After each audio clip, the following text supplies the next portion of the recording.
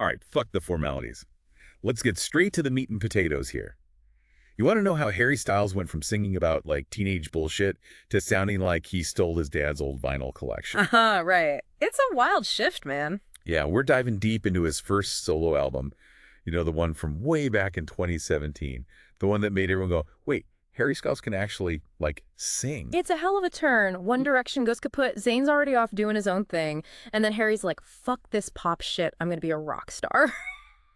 Suddenly, he's channeling the Beatles, Pink Floyd, even a bit of Jagger swagger. Seriously, who knew the pretty boy had it in him? It's like he swapped those skinny jeans for bell-bottoms and grew chest wig overnight. Totally. Okay, so let's rewind a bit. One Direction goes on hiatus, but let's be real, that's just code for we're breaking the fuck up. Right. And Harry's like, peace out, boys. I'm going solo. Dumps the old management, signs with Columbia, and basically says, I'm doing this my way. Ooh. Pretty ballsy move, if you ask me.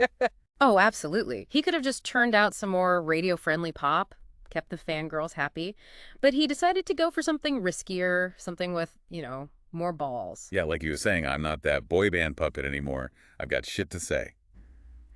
So how did this whole rockstar transformation actually go down? Did he, lock himself in a studio with a bunch of old dudes and a case of Jack? Not exactly. He did hole up in the studio, but it was in Jamaica, not some dingy basement. Jamaica, huh?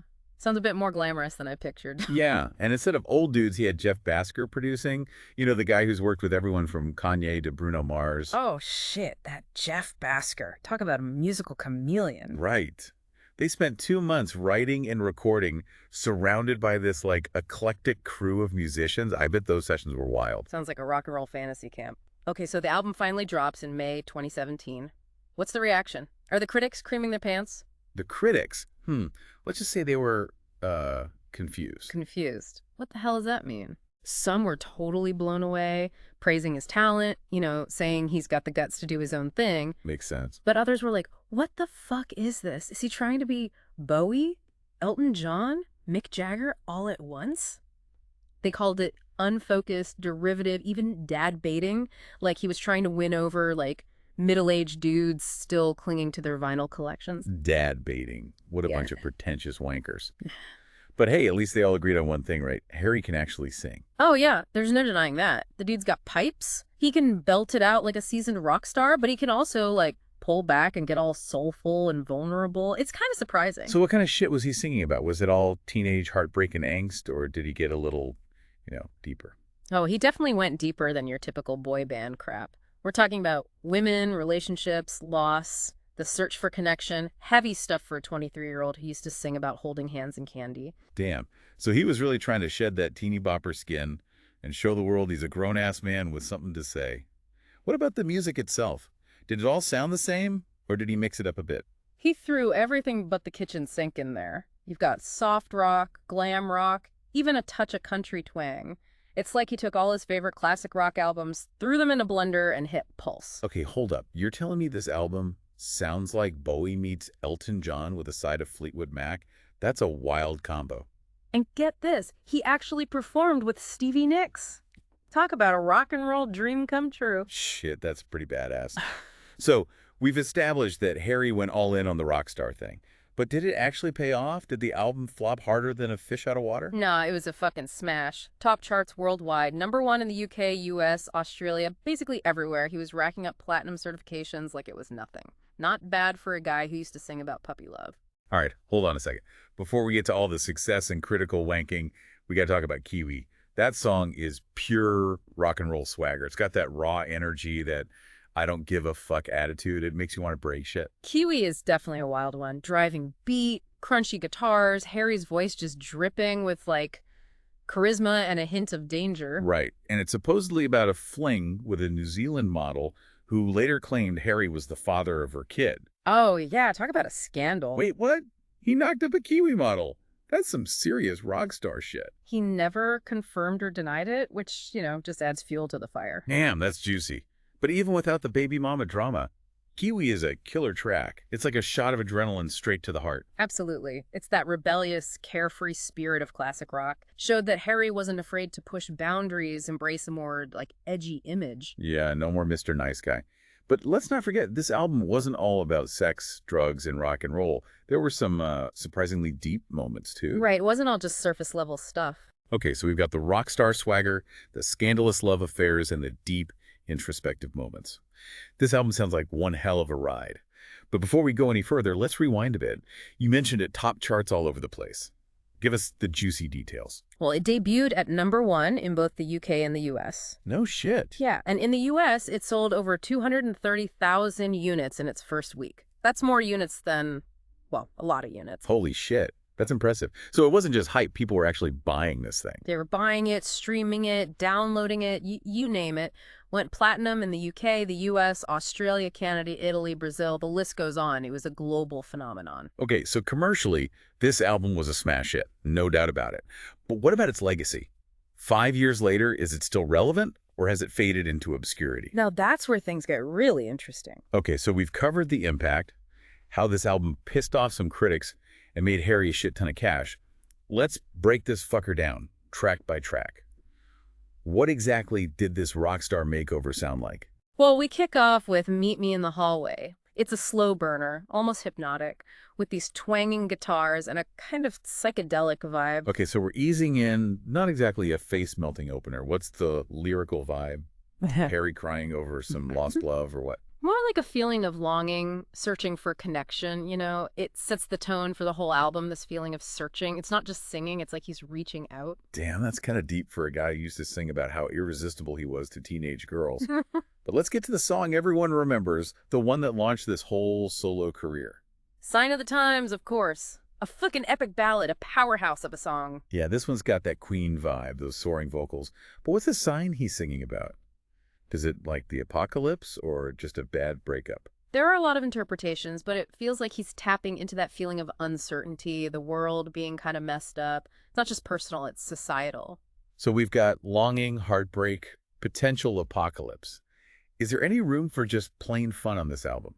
Did Harry remember how to party? Oh, he did. Caroline is pure fun, a burst of sunshine compared to some of the heavier tracks. It's got that Britpop energy. Britpop. For the folks who didn't spend their youth listening to dudes with weird haircuts, what the hell is Britpop? Think catchy guitar riffs, upbeat tempos, and lyrics that are sometimes clever, sometimes just a bit cheeky. It was huge in the 90s. Bands like Blur, Oasis. Harry's definitely giving it a nod here. Gotcha. So we've got longing, heartbreak, apocalypse, a dash of Britpop. Mm-hmm. What else? Does it get weirder? Two Ghosts is a standout track. Stripped down ballad, just Harry's voice and an acoustic guitar. But it hits hard, you know? That feeling of looking back at a past love and realizing you're both different people now. Damn, that's some heavy shit. It's like the opposite of those cheesy love songs you used to sing. Mm. But hey, we all have those ghosts, right? The ones that remind us of who we were. Exactly. And Harry's not shying away from that. He's acknowledging the bittersweet nature of relationships, the way people change. Okay, so we've had longing, heartbreak, apocalypse, Britpop fun, now some ghost of relationships past.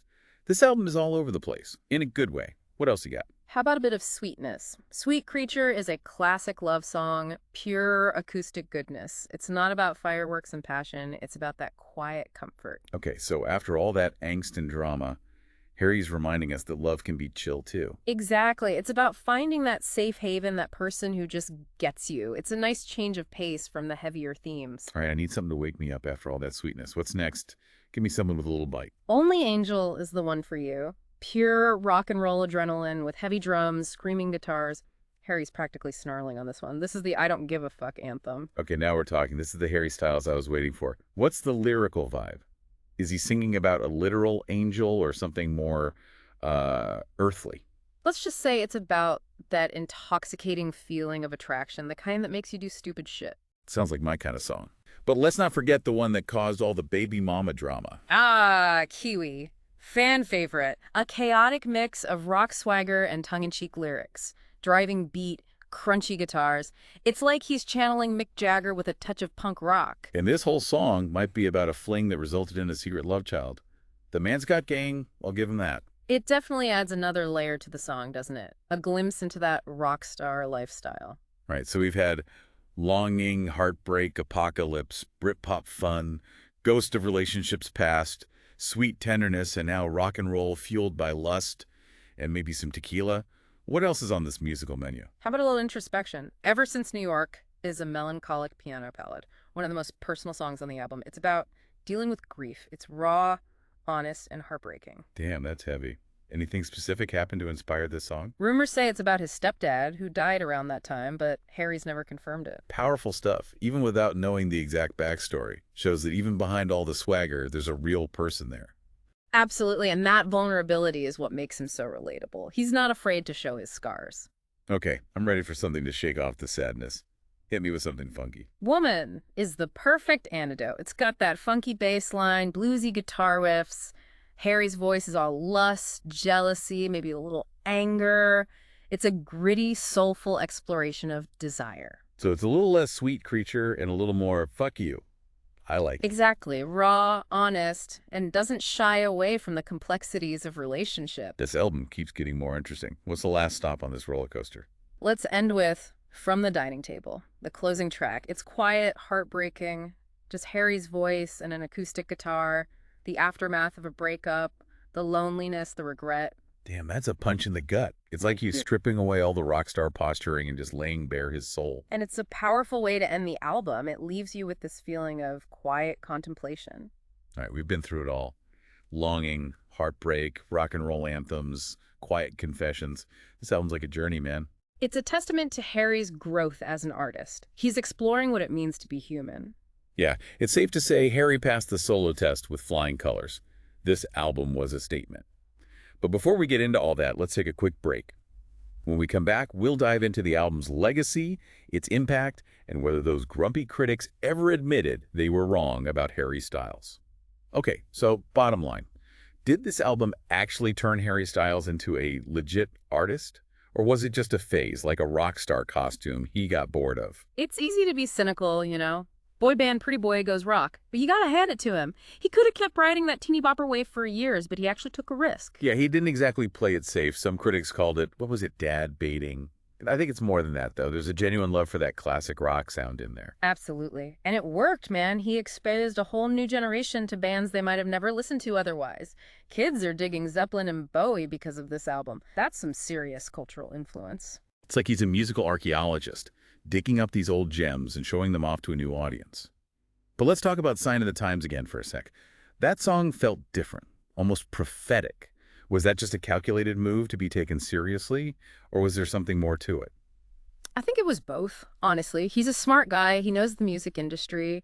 But there's also this real vulnerability in that song, a sense of unease, like reflecting what a lot of people were feeling back then. Yeah, the world was a bit fucked up, wasn't it? And he captured that perfectly. Right. He went beyond the typical pop formula and said something real, something raw. That's what people connected with, regardless of their age or musical taste. Okay, but the big question, did this album actually have a lasting impact, or was it just a flash in the pan? It definitely had staying power. Look at his career, man. His next album, Fine Line, another hit. And he's only gotten more experimental, more daring since then. He's gone from playing it safe to being one of the most unpredictable artists out there. And it all started with this album, this messy, ambitious, sometimes brilliant debut that proved he's more than just a pretty face. It's a good reminder that the most interesting artists are the ones who are willing to take risks, you know, to break the mold, defy expectations. Hell yeah. And for those listening, think about this. What musical journey has shaped your tastes? What artist made you dig deeper, explore beyond the surface? That's the power of music, man. It connects us, makes us feel a little less alone. And on that note, we've reached the end of our deep dive. Hope you learned a thing or two about Harry Styles, his music, and maybe even yourselves.